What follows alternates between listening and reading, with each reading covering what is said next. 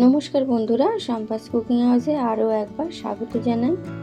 আজ আমি তোমাদের সাথে শেয়ার করব এঁচোড় চিংড়ি রান্না, যা খেতে লাগবে একদম অনুষ্ঠান বাড়ির মতো। আর আমি কিভাবে এই রান্নাটা করি সেটাই তোমাদের সাথে শেয়ার করব। এই এঁচোড় চিংড়ি গরম ভাত, লুচি, পরোটার সাথে খেতে কিন্তু দুর্দান্ত লাগে। তো চলো দেখে নিই এই রেসিপি। আমি এঁচোড়গুলোকে এইভাবে ডুমো ডুমো করে কেটে খানিকটা লবণ আর খানিকটা হলুদ দিয়ে প্রেসার কুকারে একটা হুইসেল দিয়ে নামিয়ে নেব। একটা হুইসেল দিয়ে নামিয়ে দিলাম। এরপর কড়াইতে বেশ খানিকটা তেল গরম করে নিয়ে এতে দিয়ে দিচ্ছি কেটে রাখা আলু। আর আলুগুলোকে আমি এইভাবে ডুমো ডুমো করে কেটে নিয়েছি। দিয়ে দিচ্ছি অল্প একটু লবণ আর একটু হলুদ গুঁড়ো। এরপর আলুগুলোকে বেশ লাল লাল করে ভেজে নেব।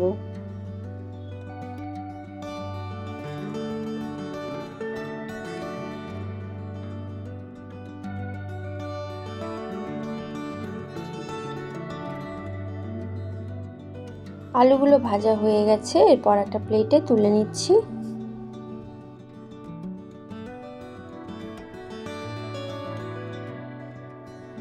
এরপর এই তেলের মধ্যেই আমি সেদ্ধ করে রাখা এঁচোড়গুলোকে ভেজে নেব।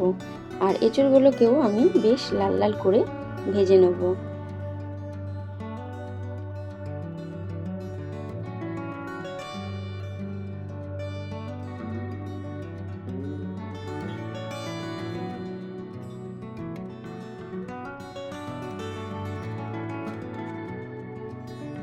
এঁচোড়গুলো বেশ লাল লাল করে ভাজা হয়ে গেছে, এরপর একটা প্লেটে তুলে নিচ্ছি।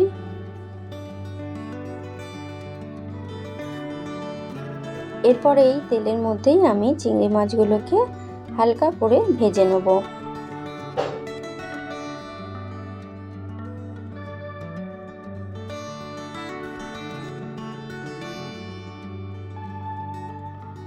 চিংড়ি মাছগুলোকেও এইরকম হালকা করে ভেজে তুলে নিলাম। এই তেলের মধ্যে আরও একটু তেল দিয়ে ফোড়নের জন্য দিয়ে দিচ্ছি একটা শুকনো লঙ্কা, একটা তেজপাতা, 2-4টে লবঙ্গ, 2টো এলাচ আর একটা দারচিনি। ফোড়নটা কয়েক সেকেন্ড নাড়াচাড়া করে এতে দিয়ে দিচ্ছি 2টো বড় সাইজের কুচনো পেঁয়াজ। পেঁয়াজগুলোকে দিয়ে বেশ লাল লাল করে ভেজে নেব।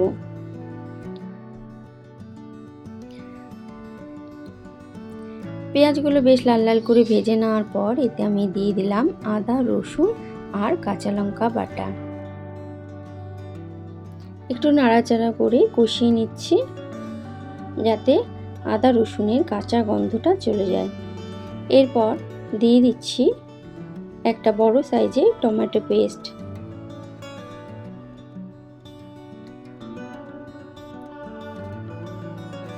দিয়ে দিচ্ছি স্বাদ মতো লবণ,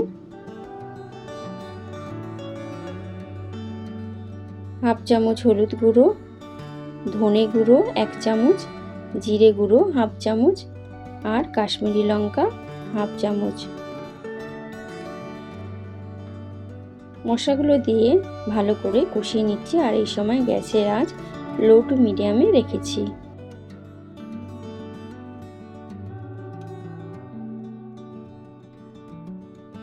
দিয়ে দিচ্ছি খানিকটা চিনি।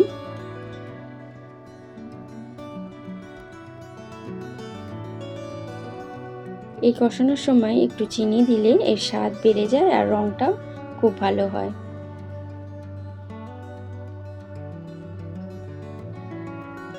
মশলা বাটির ধোয়া জল একটু দিয়ে ভালো করে আবারও কষিয়ে নেব।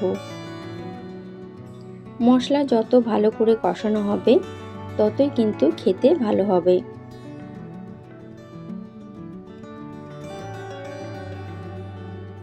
মশলা খুব ভালো মতো কষানো হয়ে গেছে, এরপর ভেজে রাখা আলু আর এঁচোড় দিয়ে দিলাম।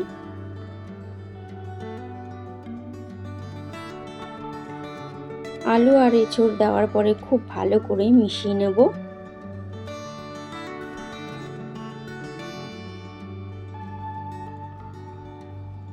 দিয়ে দিচ্ছি ভেজে রাখা চিংড়ি মাছ।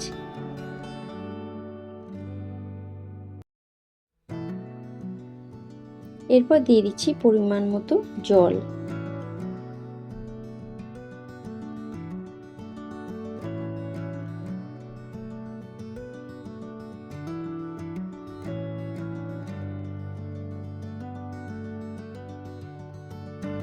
এরপর ঢাকা দিয়ে 6 থেকে 7 মিনিট আমি রান্নাটা করে নেব। 6-7 মিনিট পর আমি দেখে নিচ্ছি। এরপর দেখে নিচ্ছি আলুগুলো সেদ্ধ হয়েছে কিনা। আলুগুলো কিন্তু খুব ভালো করে সেদ্ধ হয়ে গেছে। তো রান্নাটা আমার প্রায় হয়ে এসছে। দিয়ে দিচ্ছি হাফ চামচ গরম মশলা আর 1 চামচ ঘি। ঘি আর গরম মশলা দিয়ে খুব ভালো করে মিশিয়ে নেব।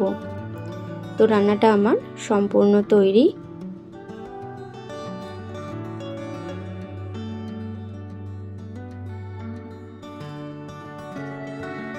তৈরি হয়ে গেল একদম অনুষ্ঠান বাড়ির মতো এঁচোড় চিংড়ি।